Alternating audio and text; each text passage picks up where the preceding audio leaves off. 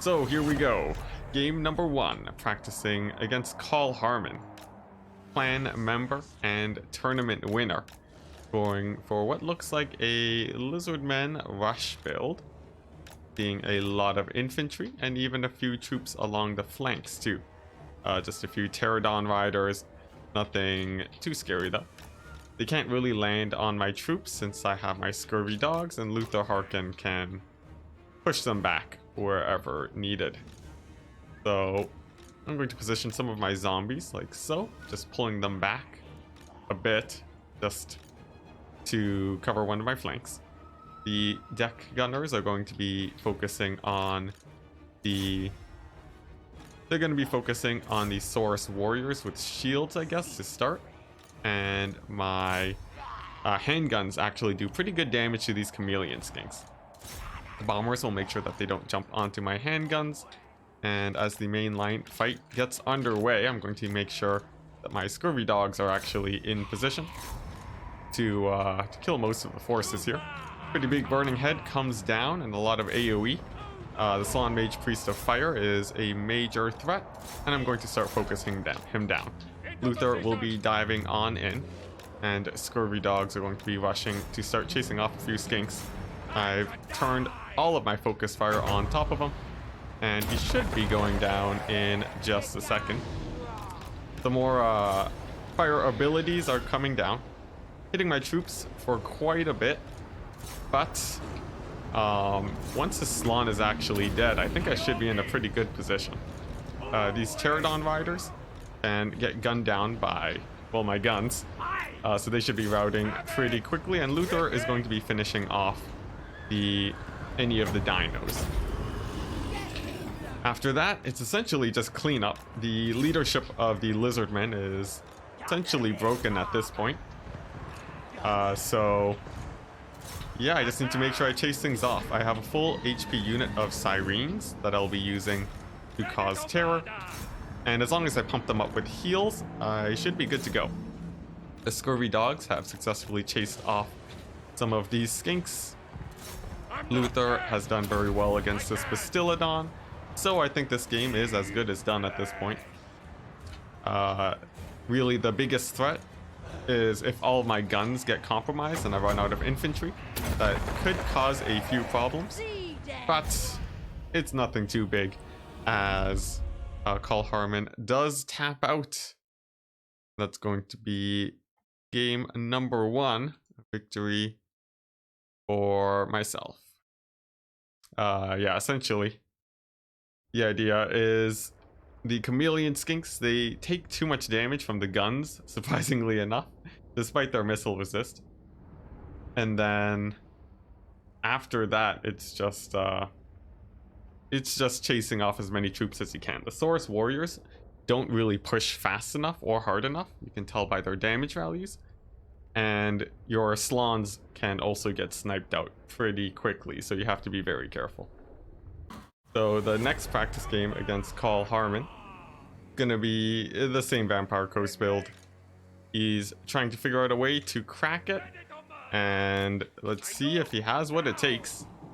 Bringing in a heavy Lizardmen force of 5 Pterodon riders. Let's see, a Salon Mage Priest of Fire, some Feral Stegodons, and that's basically it. There's a ton of Saurus warriors, but not a ton of flanking going on, so I'm feeling pretty confident here.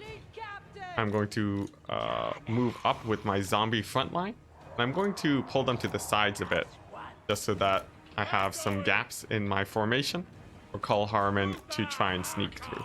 If he does attempt that, then I am in a pretty good position, since once any gaps form, he should, once any gaps form, I can turn my guns, focus fire, and then I should be good. So that's going to be the plan. Some of the Stegodons are diving on in. I will focus them with my handguns and deck gunners. And then Luther, he can start causing some terror and breaking the leadership of these Lizardmen forces.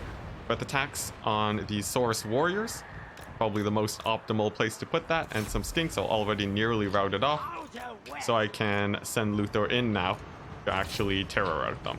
Scurvy dogs are going to be diving into the reserve. Sirens also are going to be moving in, and the Pterodon riders, they may bomb my deckhands, but I think the damage is already done, so I'm not especially worried. Now, for the skinks, let's send in those scurvy dogs. Looks like the pterodons are landing too, so I can actually use my sirens to handle that, and a few zombie summons in the back will be more than enough to handle these Saurus warriors.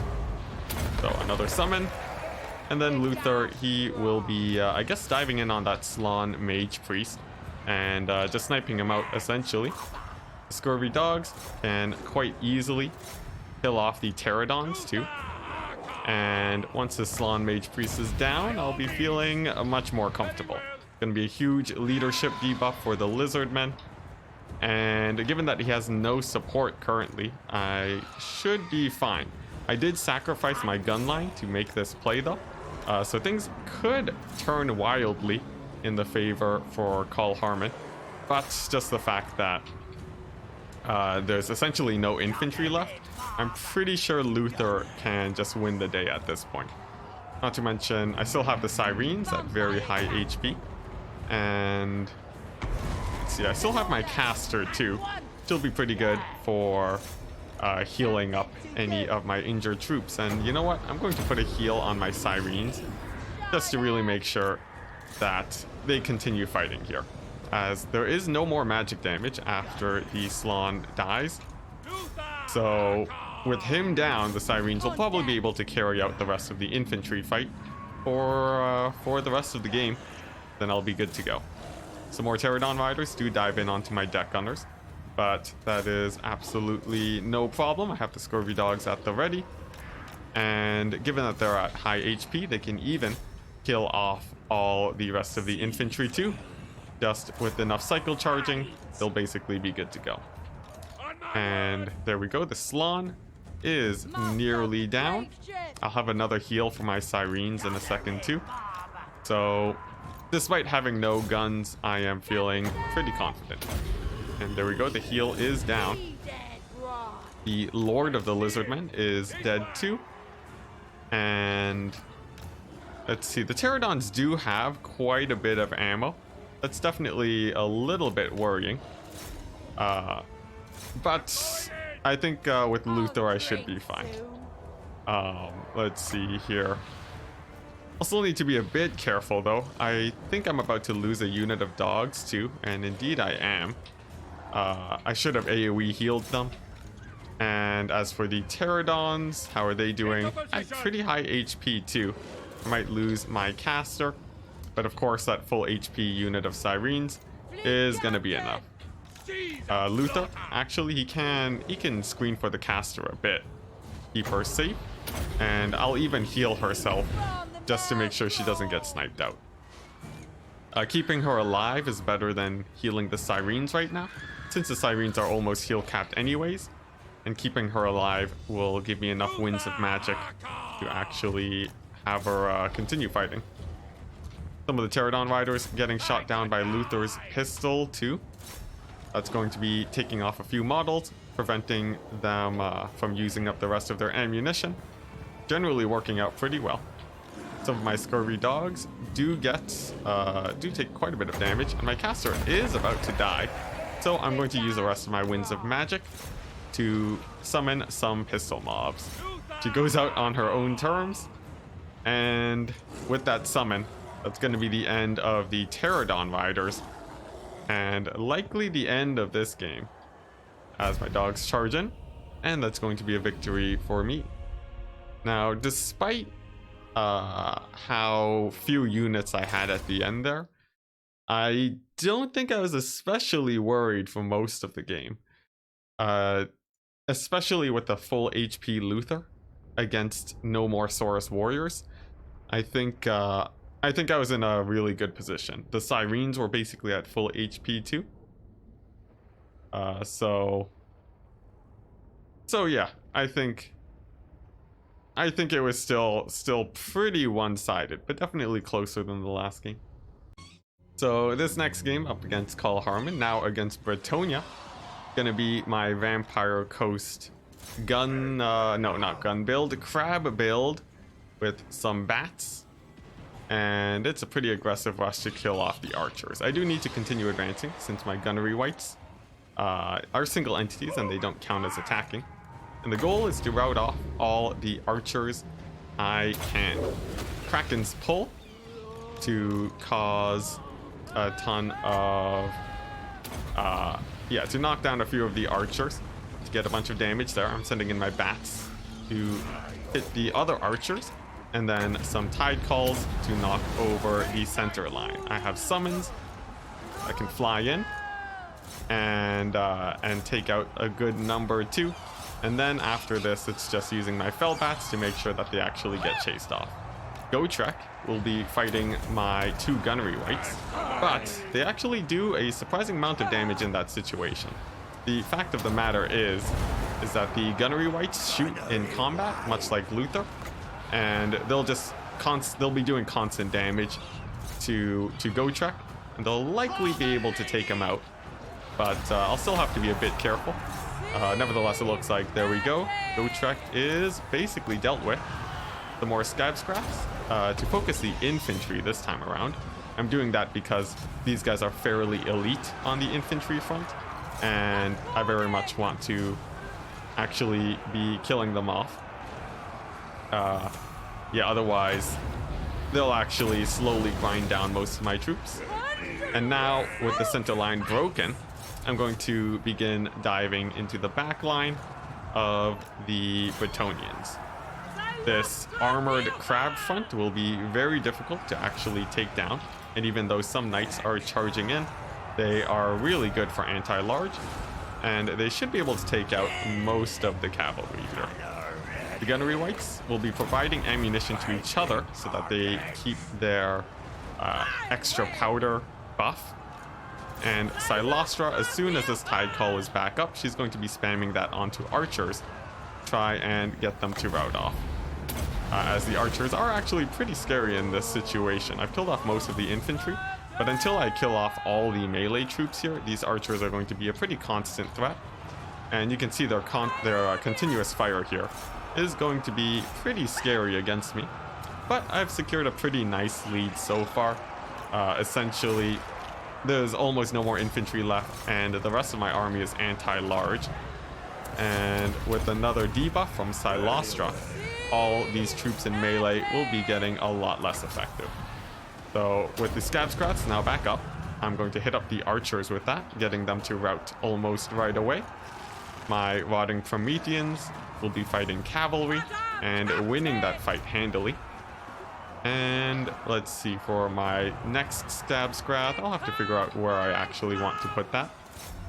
There's a lot of infantry here actually, and I'm about to run out of all my zombies. So this isn't a clear-cut victory in the center actually, especially with Silostra now taking so much damage. I'm actually a tiny bit worried here. It looks like the Bretonians might be able to come back, and my choice not to focus the archers seems to have not helped me out, as they will now be able to focus fire on my crabs. The question is, will that be enough? We'll have to see. These Knights of the Realm are slowly getting worn down by my rotting Prometheans, but they're taking quite a bit of damage themselves. And Silostra is taking a lot of damage too, which is pretty worrying. There's still a lot of cavalry also. Fey Enchantress is chasing me down. So I guess right now the goal is to try and buy time for more scab scrats. That will be really important for making sure these archers actually go down. And saving these Lamprey's Revenge is also going to be very important. The Lamprey's Revenge with their regeneration, I want that to be going for as long as possible. If that goes down, that's pretty rough for me. Silostra 2 is gonna want to deal with the archers, and the Fey Enchantress is pretty scary. But with the Tide Call and a Song of Enthrallment, she shouldn't be able to kill off the gunnery wights. At least I don't think so. Still, it's gonna be pretty scary. I am now getting surrounded by infantry, I do have a Kraken's Pull to rout off a few of those archers in the distance, but it looks like that will likely be it. Let's take quick stock of the situation. Fey Enchantress is at high HP. I have routed off these peasant bowmen, but take a look at the Fey Enchantress. She is also getting routed off to my 2 gunnery wights.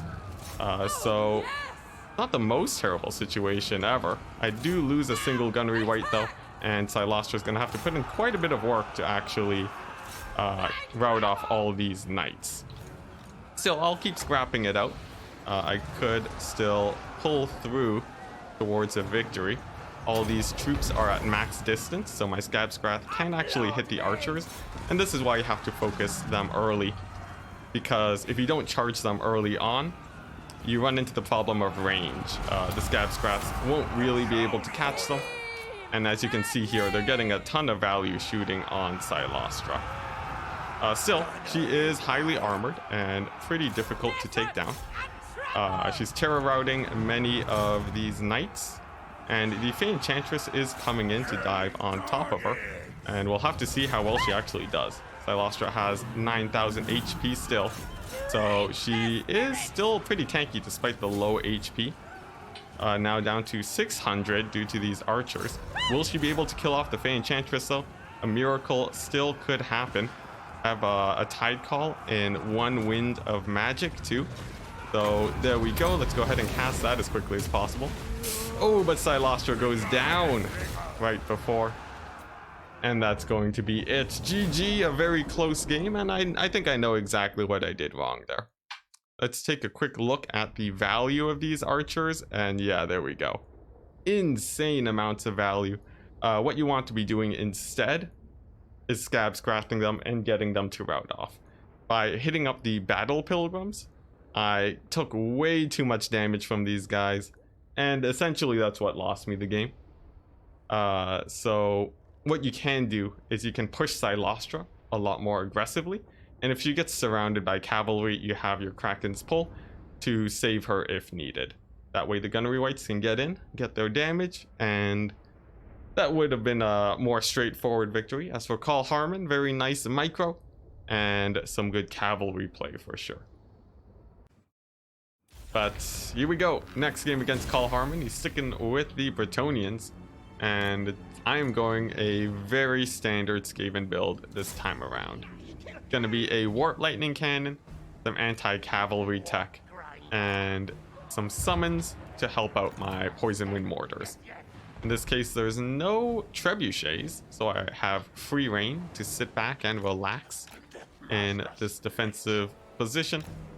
And Alberek is on a horse. That's about the strangest thing I've seen in some time. So interesting. Alberek on a horse. What's gonna go on there? There's no Fey Enchantress, so I could actually blob up in this situation, but I really need to be killing these peasant bowmen if I want to be doing well here. An early Manticore summon does come down too. It might dive in straight towards my mortars. I'm going to pull back the Hell Pit Abomination to assist on that front. My Plague Priest will be summoning some Clan Rats to begin chasing down these archers. And for the Damsel of Beasts, the Warp Lightning Cannon is going to be putting in a lot of damage onto it. And the Manticore flies in, actually dives in onto some Skaven slaves to start off with. A little bit of an interesting decision. I feel like that wouldn't work out especially well, as I can snipe it out. And Alberek actually moving on in to try and snipe out my Plague Priest. I'm going to pin him down with these Warp Grinders, move in with Snicketch and the Hell Pit Abomination, and then begin sniping him out. He's going to be snared for another 3 seconds, and then Snicketch is going to throw down another snare as soon as he begins running away. I'll debuff him with the Assassin and throw down this AoE debuff too to shut down any of the I'm gonna throw down a second debuff, and that's going to shut down any melee attackers here. The archers are still a bit of a problem though, but I have killed off Alberek. That is one of the main threats of the Bretonians gone, and definitely a pretty big loss for Karl Harman. Some cavalry does charge into my rat ogres. They'll be taking a good amount of damage though, and that's not especially threatening to me.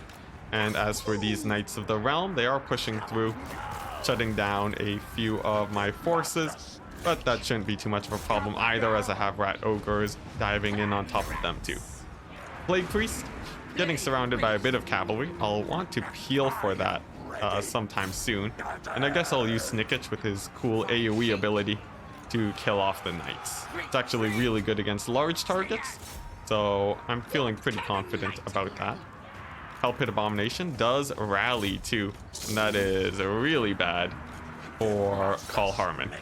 He's gonna have to find a way to deal with that Hell Pit Abomination, and as long as it doesn't rout off, it's gonna be quite the beast, especially because it does provide terror in this situation.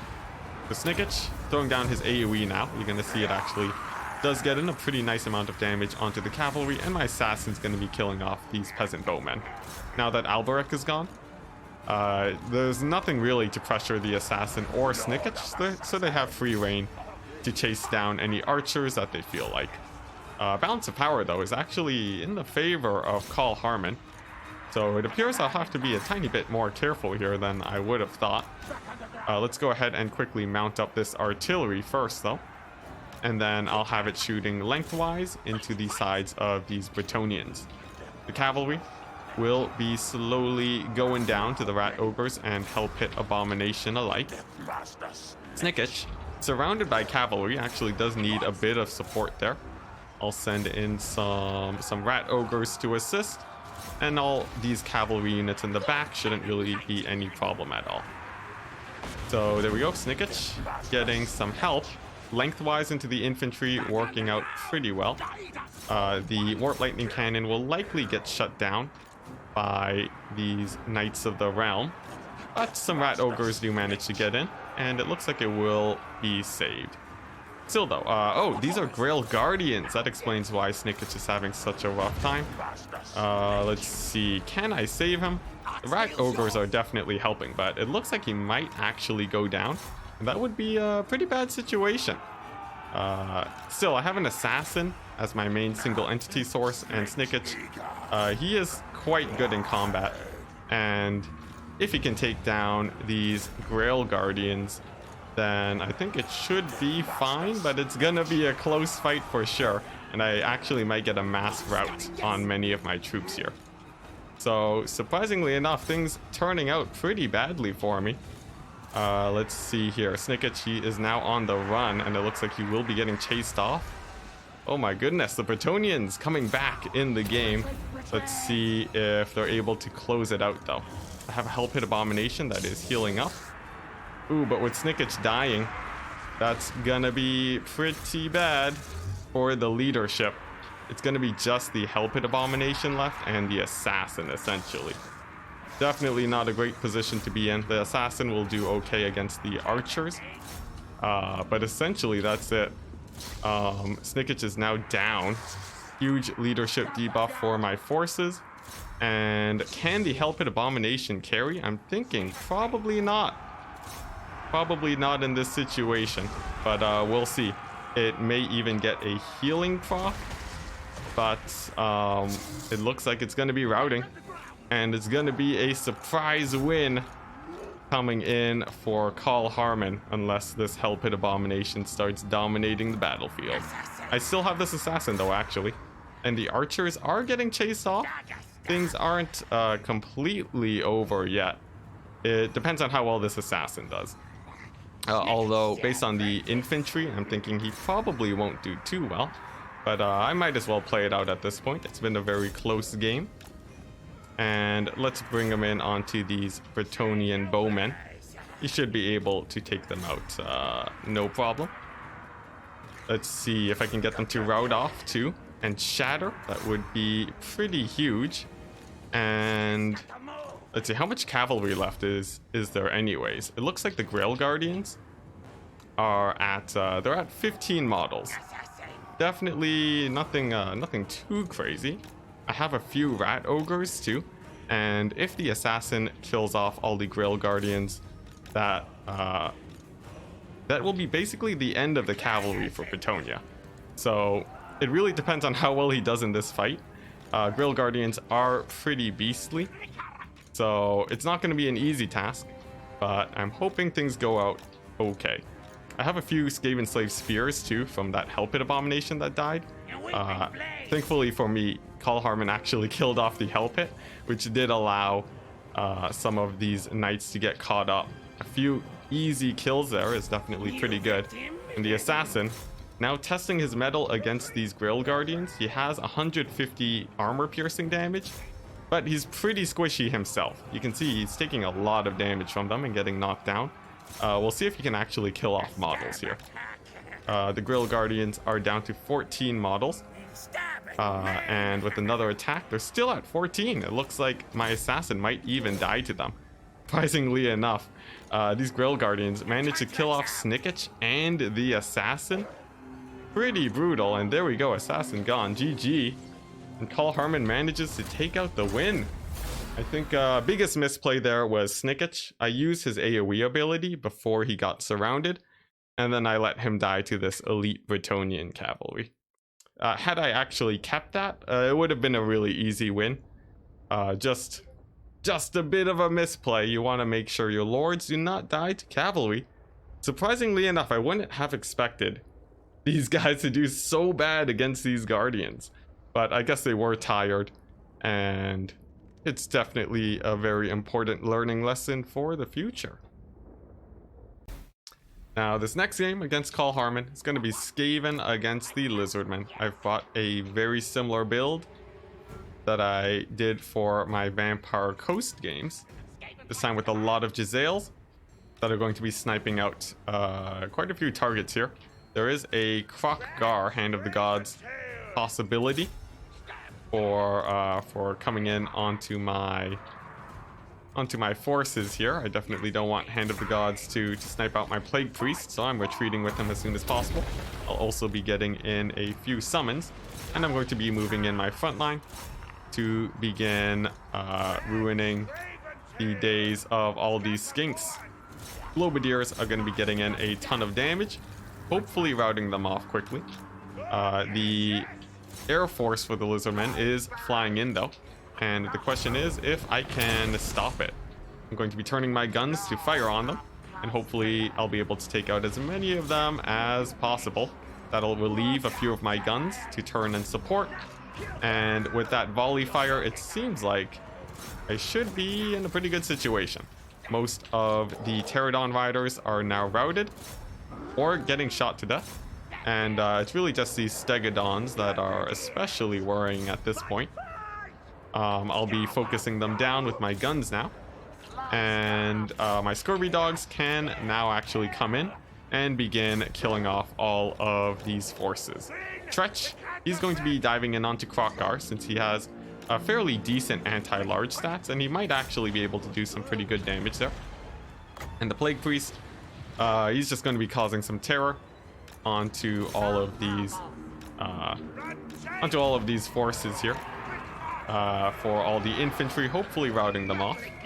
Scurvy Dogs, Wolf Rats will do really well up against these forces, and for Kroq-Gar, the ultimate duel against Tretch is commencing. We'll see how well he actually does here.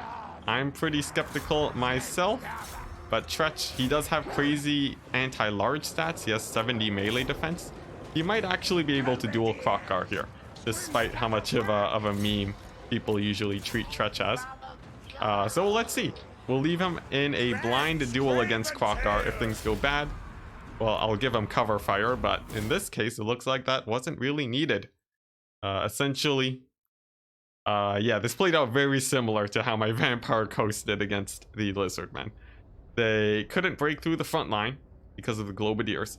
It was just all skinks, and they couldn't do too much there. And as for the Giselles and Rattling Guns, they mulched the air squad. It was just way too much damage for these Pterodon riders to survive. And after they were down, the main threat was essentially shut down for the Lizardmen. So here we go.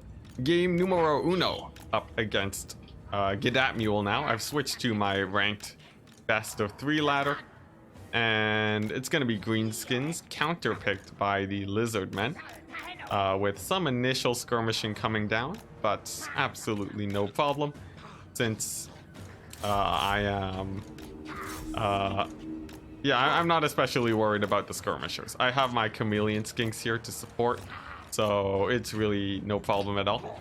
Mazda Mundi and this ancient stegodon can go ahead and cycle charge some infantry, while my cavalry does the same, and then I should be in a pretty good position.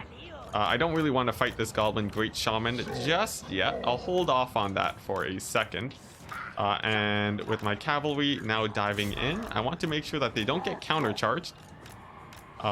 So I'm going to pull them away and then bring in some Saurus to kill off these orc boar boys. A shot does come in on Mazda Mundi. He does take a pretty decent amount of damage, and a big charge of cavalry on the flank is a little bit scary, but here is a situation that can turn pretty badly for the greenskins. Mazda Mundi and my ancient stegodon are diving in onto this Arachnarok spider. This goblin great shaman is going to desperately try to come in and support, and then that is when I'm going to throw down my net and then hit up all this infantry with a ton of AoE. So Operation Net and AoE is commencing. Throwing that down. And oh, he stops the net. He uses his ability to stop the net. Absolute madness. The counterplay coming on in makes it so that I can't hit all the troops that I would have wanted. My ancient stegodon getting caught up now. Come on, throw down that net. Okay, there we go. Ancient Stegodon is getting caught up. Mazda Mundi has taken a ton of damage, but the net is down. The AoEs are coming down too. And it looks like the Monster Mash has gone pretty badly for me. So I'm actually just going to evacuate out of that entirely and just run away with Mazda Mundi and this Stegodon. The net has done its damage. I've killed off a ton of infantry and troops here. And I can just bounce around with my Stegodon and start routing off these troops. Mazda Mundi will be focusing on this flank, and I don't really need to fight these spiders until the late game. So that is exactly what I'm going to be waiting for, because I do still have quite a few skirmishers, and I'm pretty confident that I should be able to do okay on that front. Overcast, Vindictive Glare, getting in some pretty good damage, but the Stegodon is still quite far away from actually getting killed off. Not to mention, I also have all these red-crested skinks, and they do pretty well against spiders too. So that catastrophe mostly averted. I can now focus on taking out the mobility for the greenskins, and then carrying out from there. Once all their mobility is gone, I have enough skirmishers to probably win out the day. Still though, it's pretty scary. There's actually quite a few archers too in the back line, and I'm going to try shutting them down. I'll bring in Mazda Mundi to chase them off.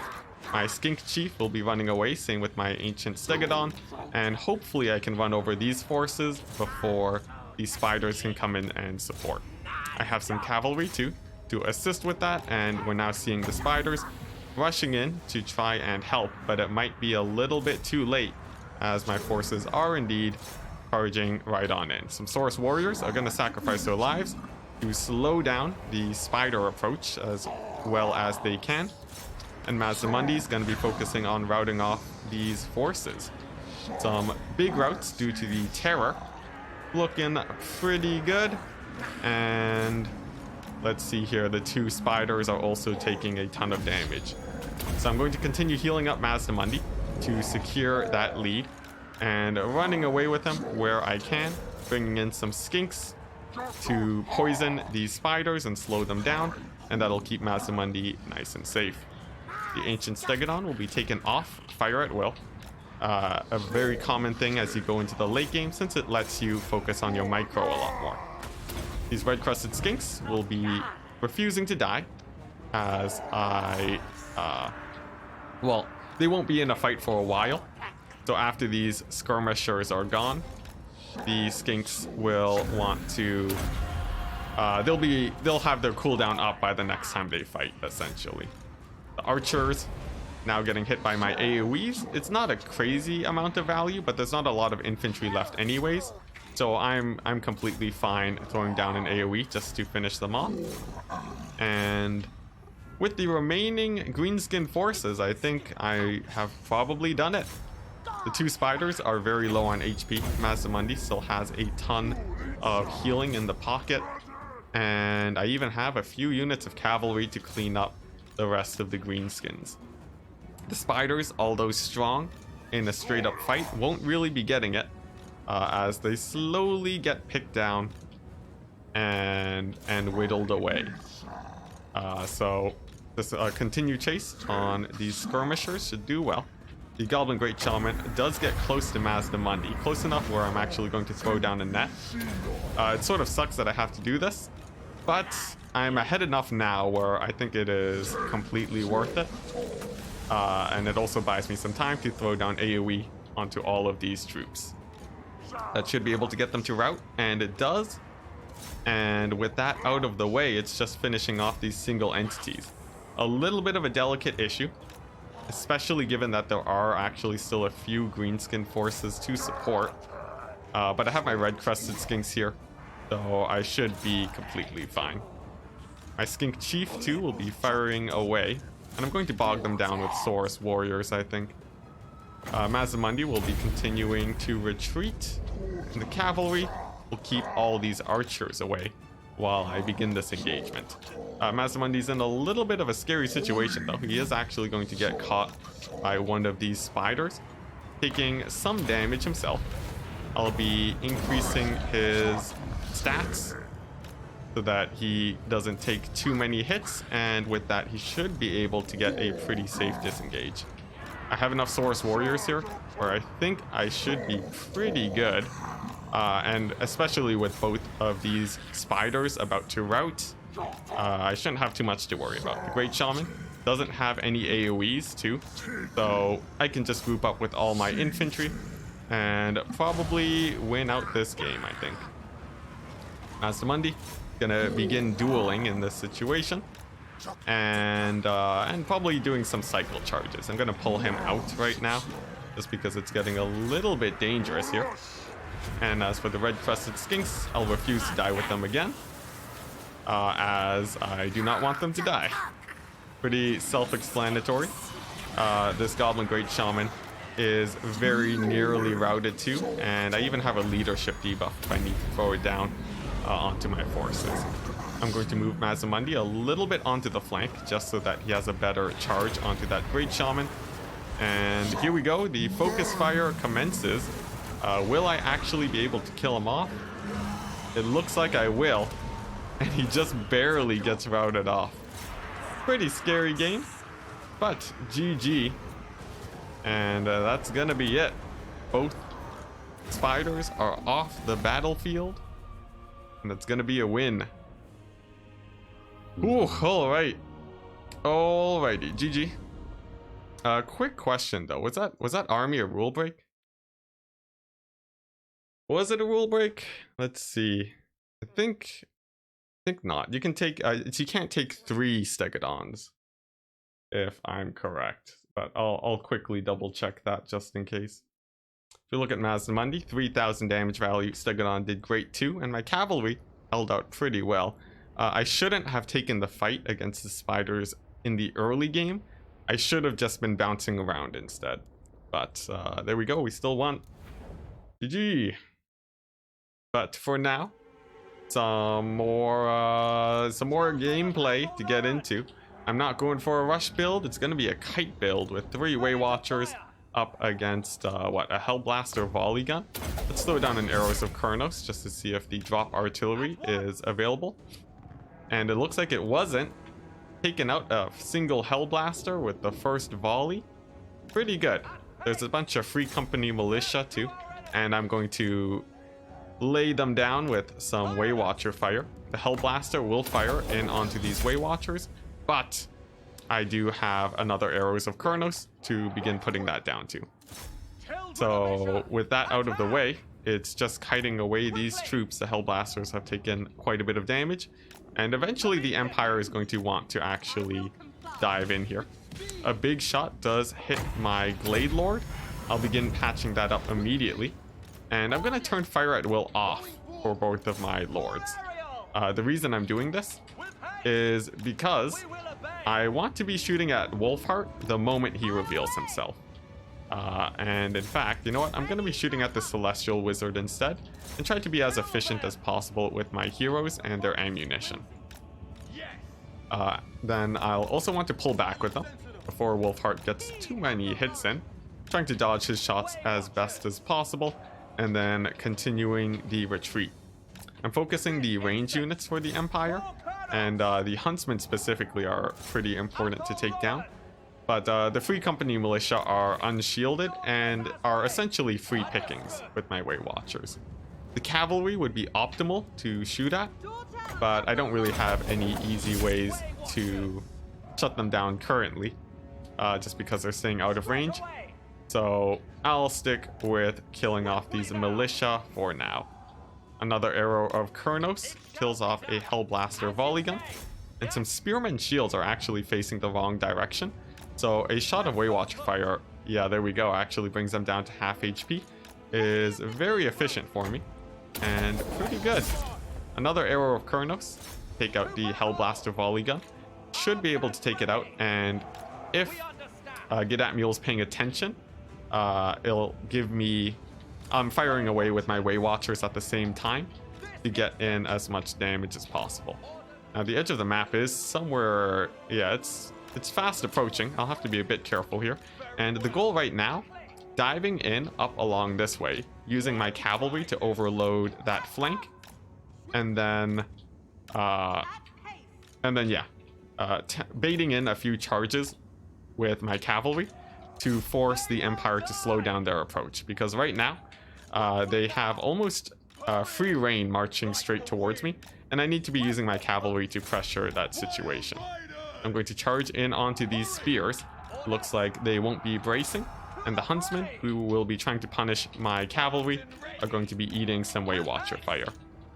A few of my Dryads, too, are going to be marching into combat, and I'm doing that just because I really need to buy a little bit more time.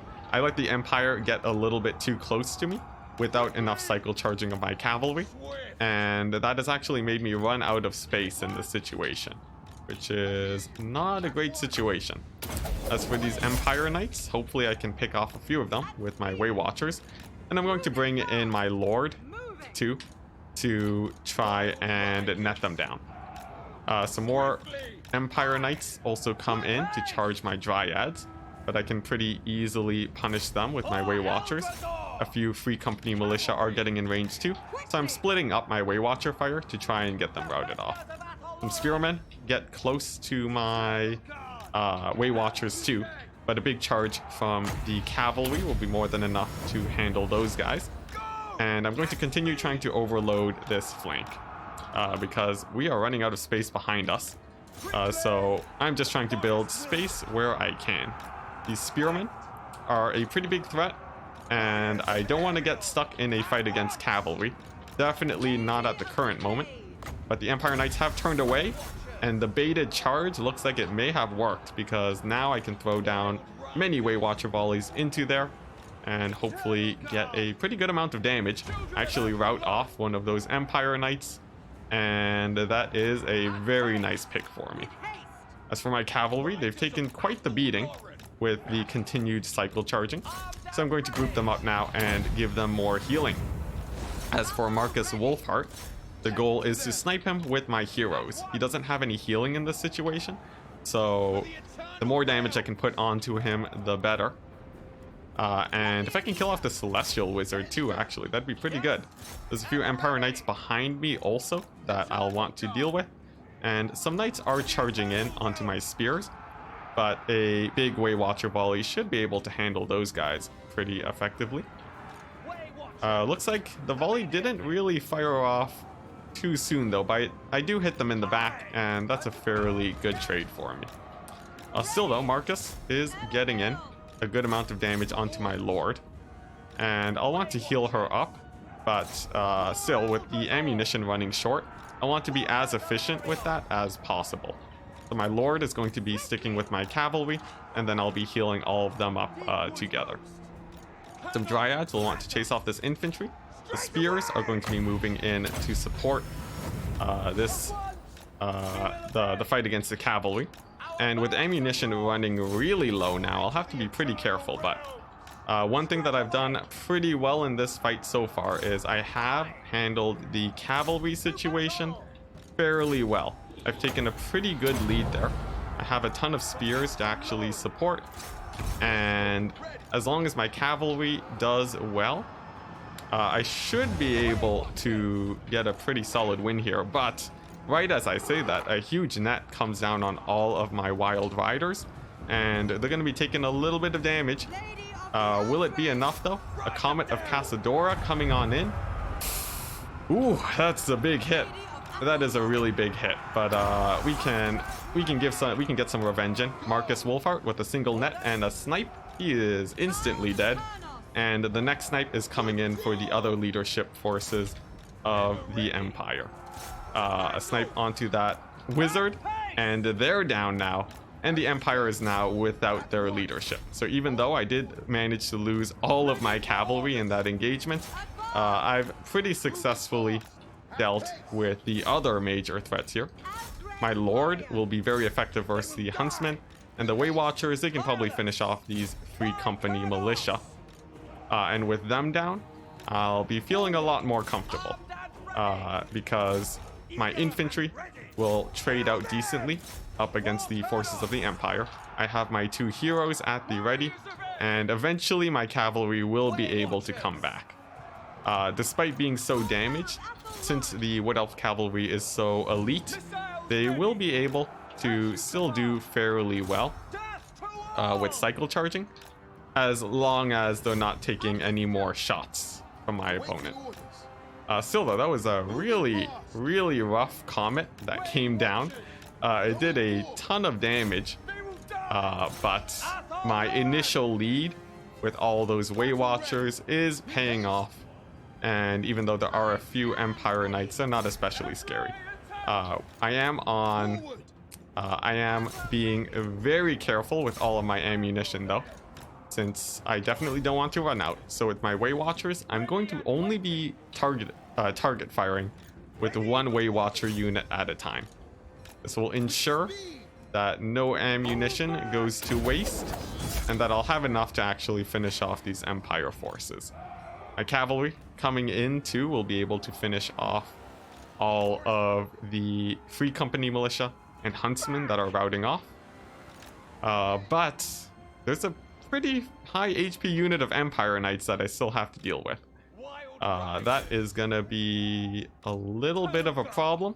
Of course, I still have my heroes. I still have my Waystalker, and they both have pretty high ammo. I have some Way Watchers too that can give cover fire if he does get surrounded by cavalry. So I should be fine. But man, did that comet really spice things up in this match. It did a ton of damage, and hopefully I can still pull things together. My cavalry is going to group up here with my Lord, and they're going to be taking a pretty nice heal. As for my Waystalker, he's going to be tanking for the Empire Knights, and while he does that, I can loose a volley and take out most of their models. They can't really kill off this hero because of that, so I'm in a fairly good position. One of my Wild Riders do get routed off, so they won't really be needing healing anymore, and instead I'll just be healing up these remaining forces with my Branch Wraith, who's actually pretty good in melee combat, so I'm going to send her in onto these Free Company militia, and she should be able to take them out. There are a few units of Huntsmen too, so I'll use my last volley on them, and it looks like that's actually going to be army losses with that final volley. Oh my gosh, GG, well played. A surprisingly close game. The kiting was going really well, and I almost came out with a 3 full HP units of Wild Riders, but it got pretty scary there going in towards the end of the game. An absolutely huge comet almost killed everything, but I still just barely managed to pull through. In the end, I think cycle charging, I should have been doing that earlier. Usually you won't be blessed with such a large map to save you in when kiting as the Wood Elves, and you want to be using your cavalry to pressure to actually allow your troops to properly retreat. Killing off the Hellblaster worked out very well, and this build seemed like it was more ready for a rush build from the Wood Elves, not so much a kite style of play. The Empire Knights too mostly got shut down without facing too much action, and in the end it just came down to how well the Way Watchers did, and just taking a look at their values, they all paid for themselves by quite a bit. Oh, so there we go, GG.